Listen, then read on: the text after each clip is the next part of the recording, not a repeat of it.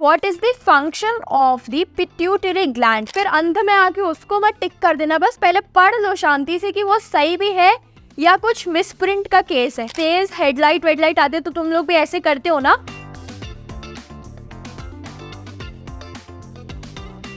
Alright, सो इस video से हम लोग उठाने वाले हैं हमारा कंट्रोल एंड कोऑर्डिनेशन का चैप्टर। ये तुम्हारा बायो का one of the most important chapters है।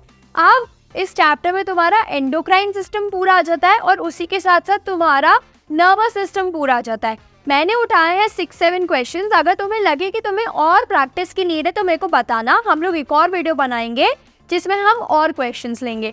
अब हमारे पास फर्स्ट क्वेश्चन है कि what is the function of the pituitary gland. अब पिट्यूटरी ग्लैंड को और क्या बोला जाता है? पिट्यूटरी ग्लैंड को और बोला जाता है मास्टर ग्लैंड। ये सारे ग्लैंड्स का फंक्शनिंग देखता है। तो हमारे पास ऑप्शंस देखते क्या है। हमारे पास ऑप्शंस है to initiate metabolism in the body, मतलब हमारी बॉडी में जो मेटाबॉलिक रेट है उसको इनिशिएट करना, उसको पुश देना। To regulate sugar and salt levels in the body. नहीं, ये पिट्यूटरी ग्लैंड का फंक्शन नहीं होता, ये किसी और ग्लैंड का फंक्शन होता है। एंड यहाँ पे है to stimulate growth in all organs. तो ये हमारा करेक्ट आंसर है, क्योंकि पिट्यूटरी ग्लैंड क्या करता है, सारे हमारी बॉडी के ऑर्गन्स में ग्रोथ देता है। इसको हम ग्रोथ हार्मोन भी बोलते हैं। ये एक सेक्रीट करता है ग्रोथ हार्मोन, एंड ये बाकी सारे ग्लैंड्स की फंक्शनिंग भी देखता है। सो हमारा आंसर वो था। अब how will information travel with in a neuron, ये इंपॉर्टेंट क्वेश्चन है। अब न्यूरॉन क्या होता है? न्यूरॉन हमारा नर्व सेल होता है जिससे क्या इम्पल्स पास होता है।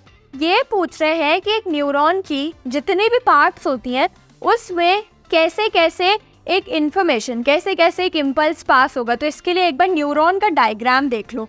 ये न्यूरॉन का डायग्राम होता है ना।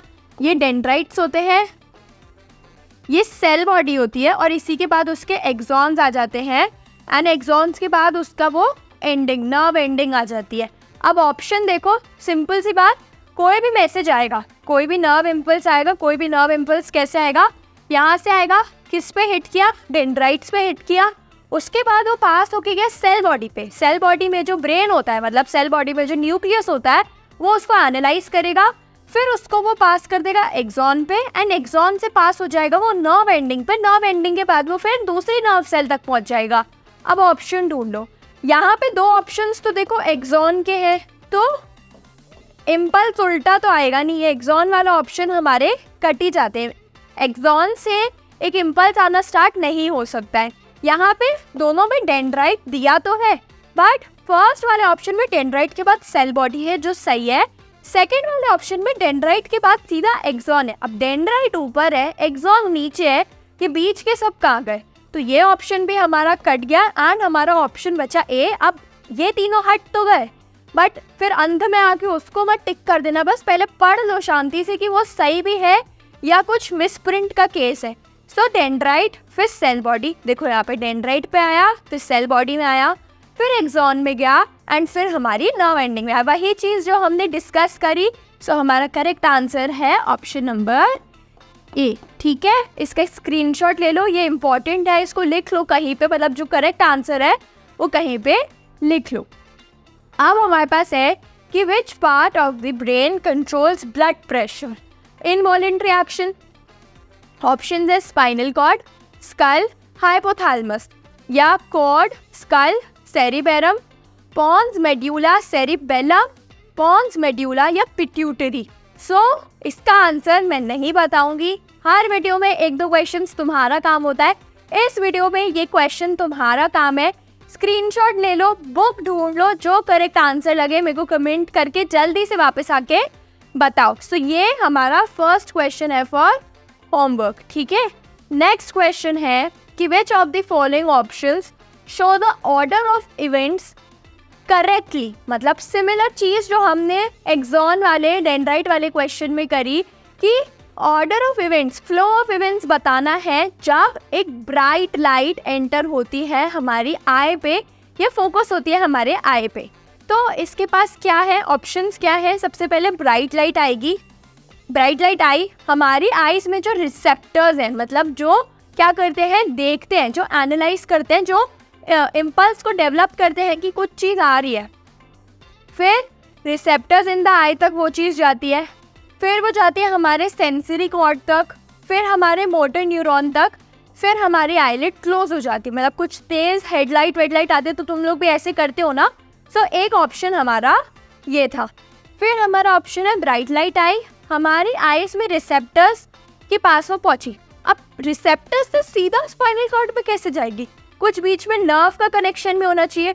तो यहाँ पे ऑप्शन स्पाइनल कॉर्ड का आ रहा है, मतलब यहाँ पे ये जो फ्लो ऑफ इवेंट्स है ये गड़बड़ हो गई, कुछ सही नहीं लगे।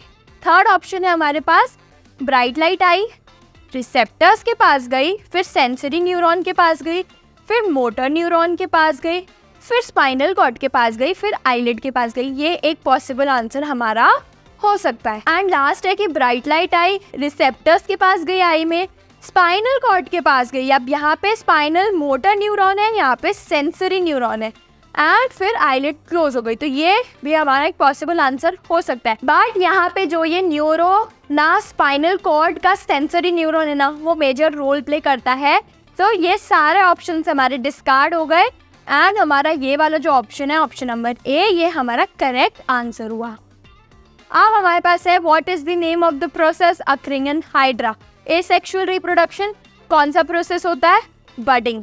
पढ़ा है, सिंपल, ज़्यादा टाइम वेस्ट नहीं करना। तो ऑप्शन नंबर सी हमारा करेक्ट आंसर है। चलो नेक्स्ट क्वेश्चन अब क्या है? What is the full form of FSH? अब ऑप्शंस तुम्हारे सामने है।